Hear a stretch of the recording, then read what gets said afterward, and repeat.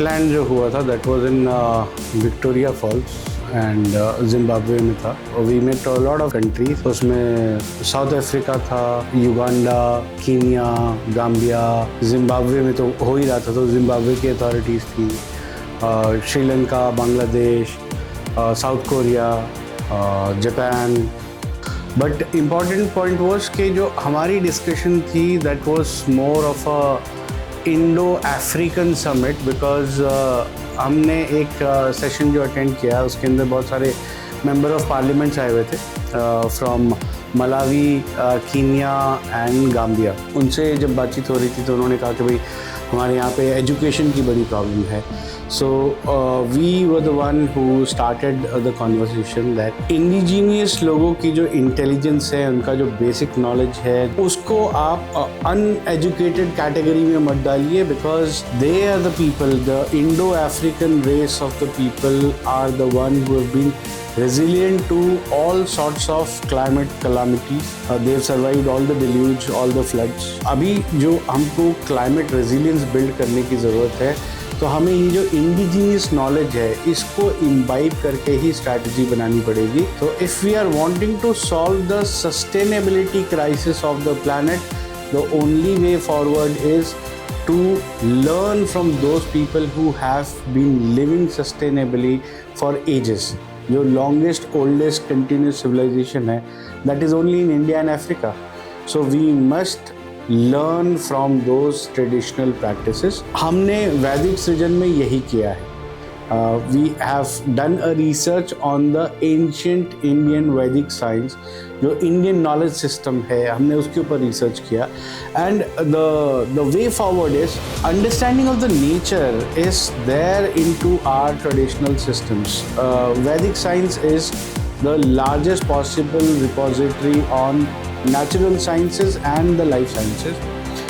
वहाँ से हमको इंटरवेंशन लर्न करना चाहिए. और जो मॉडर्न साइंस है, that has done a meticulous job in terms of monitoring and observation, quantifying and measurement.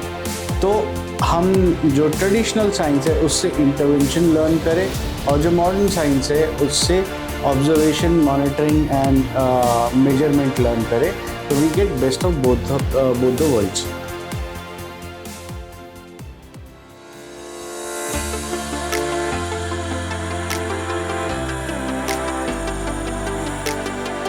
After the summit, we've had detailed discussions with some of the countries, member of parliament. जैसे Malawi में हम लोग lake चिल्वा के बारे में बात कर रहे थे, which is a Ramsar site, which is 600 kilometers by 400 kilometers. That is the size of the lake. That is the second largest lake in Malawi. And we were talking to Zimbabwe for Lake Chevron, which is in Harare, which is their capital.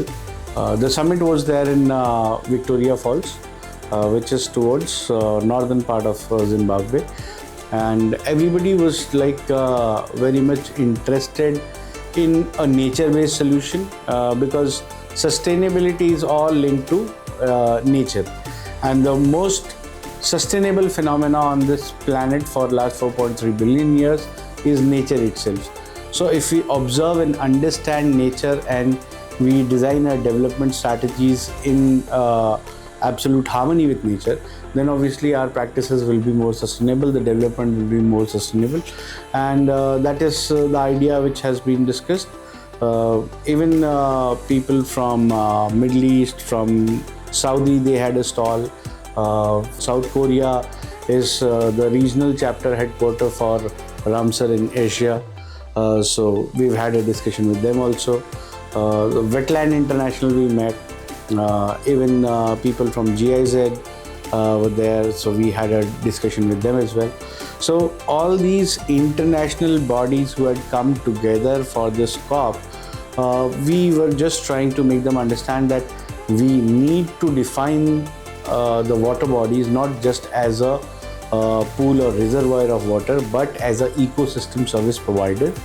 And all wetland, all water bodies, rivers and rivulets, all the natural water channel, which has got a configuration of soil and then water and then air, are all ecosystem service providers to their terrestrial vicinity, whether it is air pollution mitigation, water pollution mitigation, groundwater recharge, groundwater correction, biodiversity conservation, flood mitigation, drought mitigation, waterlogging mitigation. Even every natural water body and wetland has got an impact on the public health also, because a water body or a wetland in a sick condition will always spread sickness.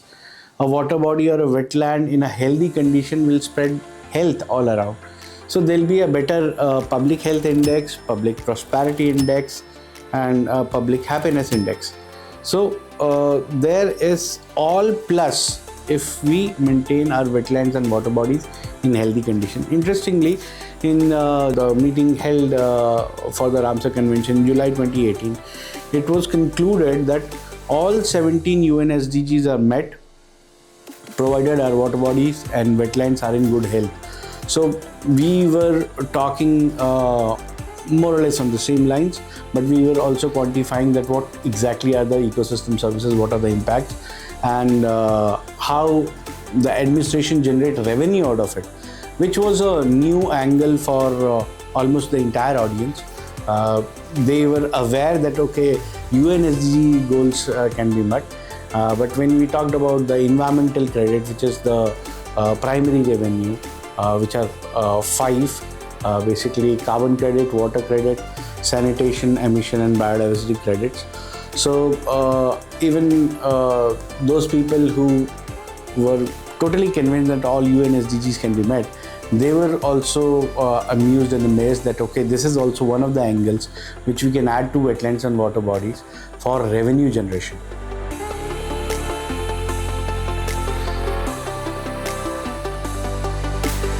So we were talking about 3 basic aspects of revenue: primary, secondary and tertiary. Primary is the revenue generated just by the being of the water body in the wetland in a healthy condition.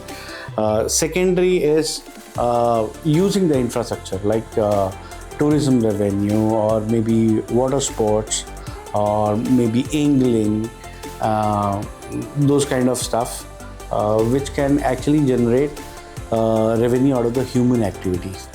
And third, the tertiary revenue was using the water in these wetlands. Once they're in healthy condition, the water gets transformed, and this water becomes the neuroimmuno booster for plants and animals, which means it can be used for agriculture, aquaculture and animal husbandry, making the farms go disease, pest and weather resistant, chemical free and antibiotic free, which means the input cost for all these livelihood activities will reduce, because you don't need any chemicals as in fertilizer, insecticide, pesticide, weedicide, fungicide, and your yield goes up because your produce is quantitatively high and qualitatively also high, because you're not using any chemicals or antibiotics in the entire process.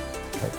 So almost everybody welcomed us with open arms, and they liked the idea very much, and that's what it has been. I mean, almost for 4 days we've had morning till evening brainstorming sessions with different countries, the country representatives, they were government officials, they were member of parliaments, and post COP15 also we've had a lot of follow-up meetings, the online meetings, and we will be visiting Africa very soon. Because the number of meeting commitments are going up, and the more discussions we have, the more sustainable we can make the planet. So that's about it. It was a wonderful trip and a wonderful journey to Victoria Falls. Thank you.